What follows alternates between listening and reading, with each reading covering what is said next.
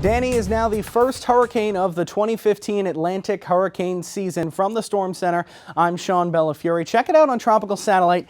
If you didn't know where Danny is, it might be a little bit difficult to spot him because Danny is quite a small hurricane as it continues to push westward over the central Atlantic. Still a few hundred miles away from the Leeward and Windward Islands, but it is still continuing to push westward, and it may actually strengthen a little bit before it gets closer towards the Leeward Islands. Check it out. You can actually see a little bit of an eye starting to form with Danny, but once again, this is a very small system, and typically what happens with these smaller systems is we see some fluctuation in intensity as they get a little bit more driven by some of the dynamic systems of our atmosphere. Notice the official Hurricane Center forecast calls for some strengthening through Friday, minor weakening on Saturday, still a hurricane by Sunday, but then once we get towards Monday and Tuesday of next week, as the system possibly impacts the Leeward Islands, we see Danny once again go back towards a tropical storm as it moves closer towards Haiti and the Dominican Republic.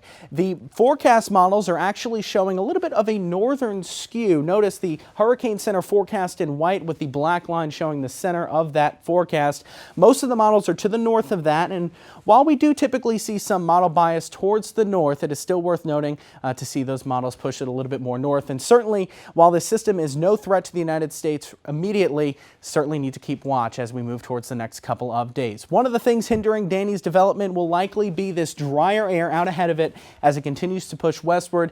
It'll start to ingest some of that drier air through the weekend and start to weaken by the weekend and next week as it pushes a little bit closer towards Haiti and the Dominican Republic. Once again, Danny, first hurricane of the 2015 season, no immediate threat to the United States.